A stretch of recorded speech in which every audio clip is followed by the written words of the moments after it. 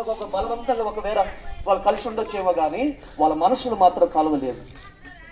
విశ్వాసులైనటువంటి భార్య భర్తలుగా విశ్వాసులుగా సహోదరులుగా ఉన్నటువంటి మీరు, విశ్వాసులుగా అన్నదమ్ములుగా ఉన్నటువంటి మనం, విశ్వాసులుగా సంఘంగా కూడినటువంటి మనము ఏముండాలంటే మనందరి హృదయము ఏ పని చేయాలన్నా, ఏ పని చెయ్యాలన్నా, ఏ ప్రార్థన పెట్టుకోవాలన్నా, ఆత్మ సంబంధమైన పని చెయ్యాలన్నా, లేక కుటుంబ సంబంధమైనటువంటి పనులు చెయ్యాలన్నా, నీ బంధుత్వ జీవితాలలో ఏ పని ఈ మనస్సులన్నీ కూడా ఏం చేయాలంటే ఒకే మాట మీద రావాలి.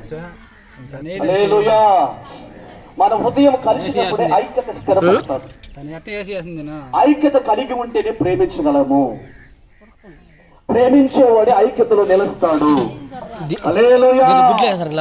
ఈయన దావీదు సౌలు తరుముతా ఉంటే ఈయన ఆయన తప్పిస్తా ఉన్నాడు. ఎందుకంటే నా ప్రాణ స్నేహితుడు ఆయన హృదయం నా హృదయంతో కలిసిపోయింది. వాడు చనిపోవడానికి వీల్లేదు, మా తండ్రి చేతులు చనిపోవడానికి వీల్లేదు, వాడు మరణించడానికి వీల్లేదు. ఎలా మా నాయన ఏ ప్లాన్ వేస్తాడో ఆ ప్లాన్ అంతా నీకు నేను చెప్తా ఉంటాను.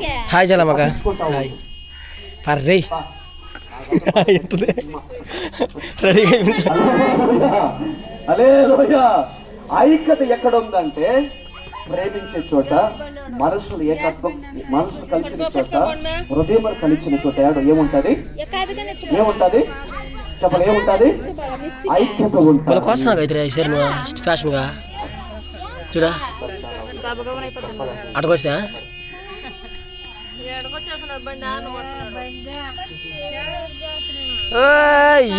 గ్యాస్ అవ్వాల, మాకు ఇంకా గ్యాస్ అవ్వలేదు. ఈ ఐక్యత చాలా మంది మనందరం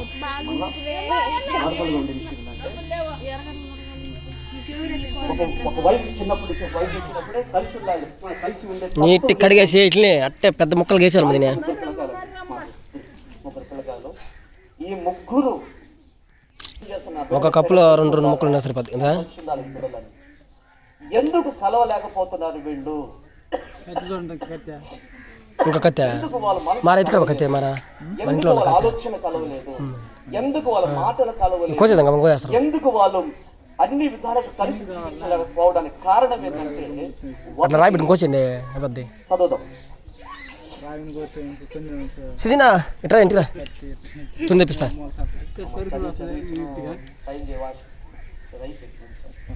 వస్తా తుండు. అబ్రహాము అనబడినటువంటి అబ్రహాము తుండెత్తుకోసం తెలీదా? 11వ అధ్యాయం పోయి తడిగిలో సైడ్ దిక్కుంటాం తుండు అట్ట బాత్రూమ్ సైడ్ అది తెచ్చా.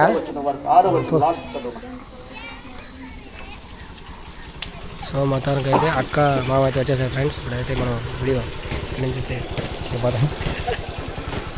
ఒకేసారి రెడీ అయిపోయాక చూపించారా?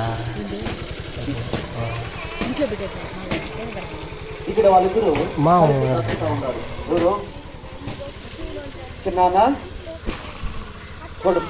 చిన్న క్లాస్ తేలమ్మా, చిన్నవి కప్పు చికెన్ వేసి కప్పు మా ఇదో తుండు. ఇది కడగాలి, ఫస్ట్ కడగాలి, దాన్ని కడుక్కోవాలి. పట్టు పట్టు నీళ్ళు పెట్టారా? ఆస్తి విస్తరించినప్పుడు, ఆలోచనలో ఉన్నటువంటి పని ఎక్కువైనప్పుడు విడిపోవడానికి అక్క మందే లేట్ ఇప్పుడు అయిపోయింది. టైం అయిపోయింది. 5వ వచనం చదువు.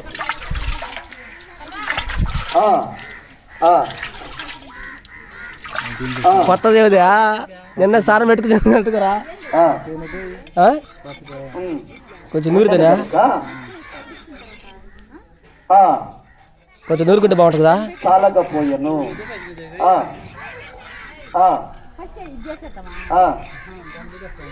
విస్తారమైపోయింది.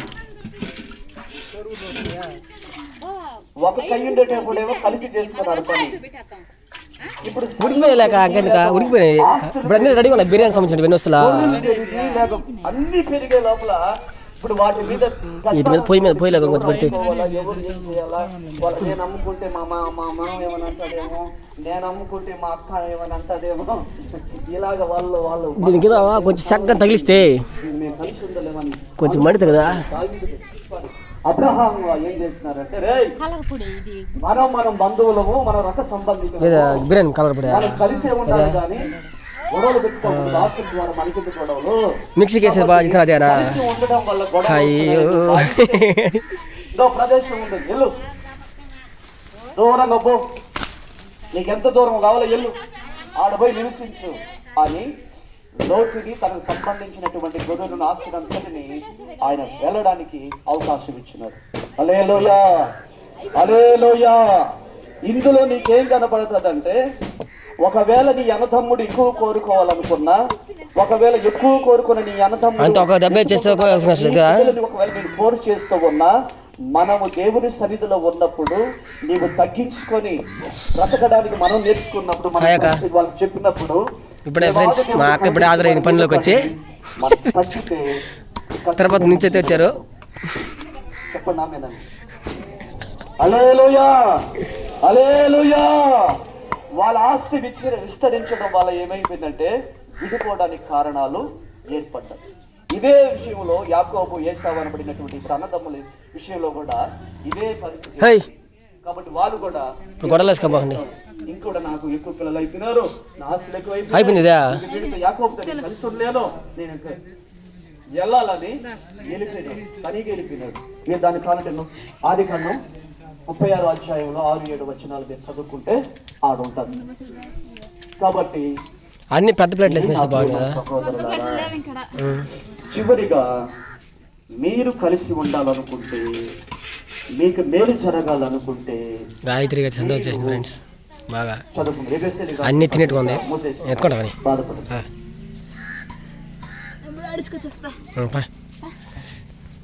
4వ అధ్యాయం.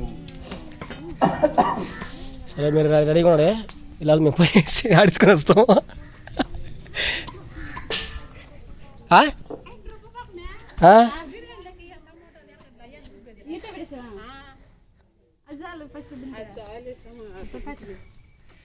మళ్ళీ వెనక తిరిగిపోతున్నాం, ఎందుకంటే బిర్యానీలోకి వేయాలంట. మళ్ళీ మనకి ఎవరు తెలిస్తే కదా బిర్యానీ ఎట్లా చేయాలనేసి. ఏమక్క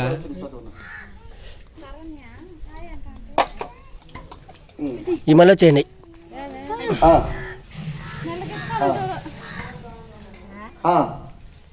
ఈ మామూలుగా వేసి వేయించుకుంటారు కదా అత్త.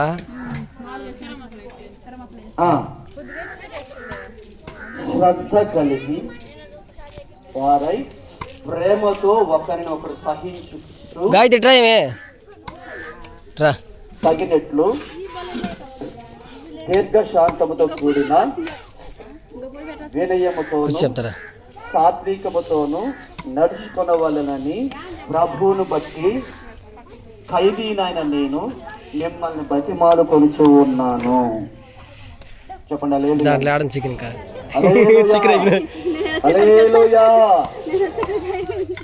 మేము ఐక్యతగా ఉండాలంటే ఎలా అయ్యా అని ఒకవేళ మీరు ఆలోచించారు. పరిశుద్ధాత్మ దేవుడు ఎక్కడైతే నివసిస్తాడో, పరిశుద్ధాత్మ నడిపింపు ఎక్కడైతే ఉందో, ఆ పరిశుద్ధాత్మిక ఆలోచన ఎక్కడైతే ఉందో, అంటే దేవుడి వాక్యానుసారమైనటువంటి కట్టడం ఎక్కడైతే స్థిరపడుతుందో వాళ్ళందరూ కూడా. సో ఫ్రెండ్స్ మొత్తానికి అయితే మా చెల్లి అయితే చర్చ దగ్గరికి వెళ్తుంది. సహోదర ఐక్యత కలిగి ఉండట ఎంత మేలు.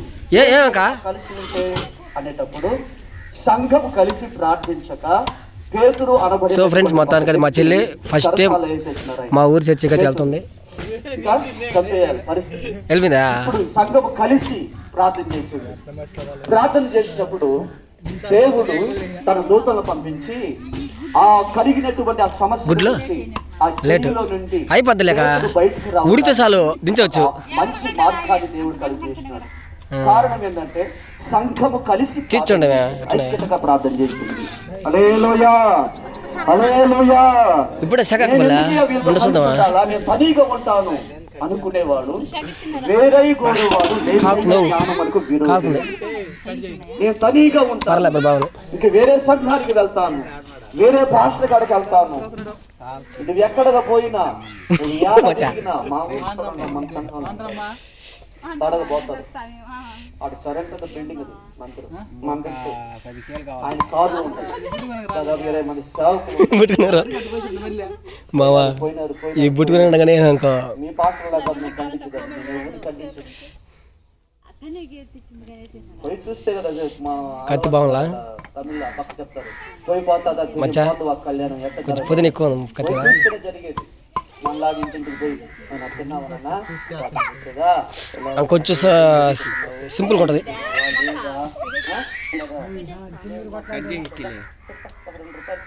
హాస్పిటల్ పో ప్రార్థన చేస్తామలే తల్లిట్టున్నదా ఒరే నిజమేనా సరే అందరు రండి ఈ తల్లి కోసం మనం ప్రార్థన చేస్తున్నాం. ఏదో మా చేతులు కలిగి పెడతాం.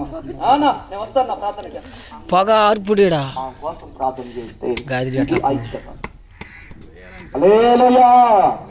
ఒక సమస్య వచ్చినప్పుడు వాడు చూసుకుంటాడులే.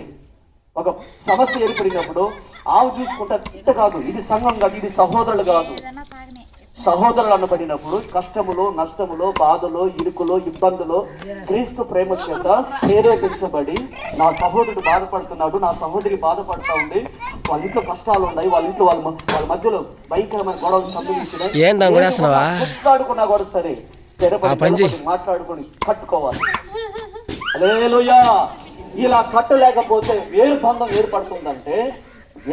ఏర్పడుతుందంటే ఒకటి వాళ్ళు స్వబుద్ధిగా ఆలోచన చెయ్యాలి, లేదా అపవాది చేతన నడిపించబడాలి, లేదా సహోదరుడు ఐక్యత కలిగి ఉండమని దేవుని వాక్యం చెప్తే ఈ ఐక్యత మాకొద్దు, వాళ్ళ నడకలు మాకు వద్దు, వాళ్ళ మాటలు మాకు వద్దు, వాళ్ళ అనుసరణ మాకొద్దు, వాళ్ళు పంచిపెట్టేది మాకొద్దు, వాళ్ళ ఆస్తి మాకొద్దు, వాళ్ళ ప్రార్థనలు మాకొద్దు, వాళ్ళ సావాసం మాకొద్దు అని ఒకవేళ వెళ్ళిపోతూ ఉన్నారనుకుంటే వాళ్ళు ఎక్కడో రుచి చూసి ఉన్నారు.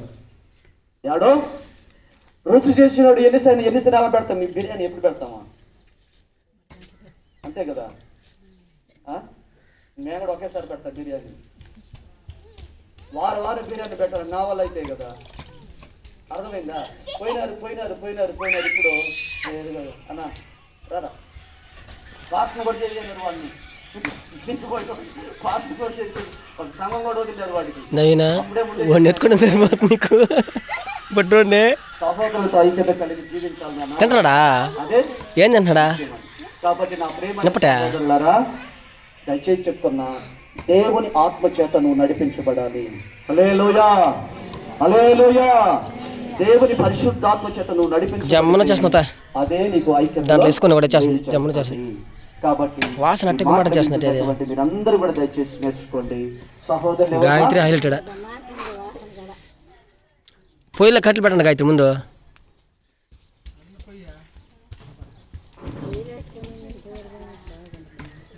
సహోదరులు ఎవరు? తండ్రి చిత్తాన్ని చేసేవారు. సహోదరులు ఎవరు? దేవుని వాక్యముని విని దాని ప్రకారం నడుచుకునేవాళ్ళు. సహోదరులు ఎవరు? క్రీస్తు పోలికలో ఏర్పడేవాళ్ళు. కాబట్టి వీళ్ళు ముగ్గురు ఏం చేస్తారంటే ఐక్యముగా ఉంటారు. ఎలా ఐక్యముగా ఉంటారంటే వాళ్ళ హృదయాలు కలుస్తాయి, వాళ్ళ మాటలు కలుస్తాయి, వాళ్ళ మనసులు కలుస్తాయి, వాళ్ళ ఆలోచనలు కలుస్తాయి. తరువాత పరిశుద్ధాత్మ చేత వాళ్ళు నడిపించబడి వీళ్ళు దేవుని కుమారులు అనబడుతున్నారు. హల్లెలూయా. సహోదరులైనటువంటి మనం ఇలా సహవాసం కలిగి జీవిస్తున్నప్పుడు ఆయనకి చాలా మనోహరం అన్నమాట, ఆహ్లాదకరం, సంతోషకరం ఇలా ఉంది. కాబట్టి దయచేసి మీరు అందరూ ఆలోచించండి. ఎంతవరకైనా మీరు విడిపోతుంటారు. మీరు కలిసి ఉన్నప్పుడే కలదు సుఖము. కలిసి ఉంటేనే కలదు సుఖం. విడిపోయటం వల్ల ఏదీ రాదు. ఒకవేళ ప్రార్థన చేసుకొని అబ్రాహాము లాగా మీకు కలహాలు ఏర్పడుతున్నాయని తెలుసుకుంటే దేవుని చిత్తమని మీరు తెలుసుకొని ఇలా వెళ్ళడానికి కూడా దేవుని చిత్తమై ఉంటారు.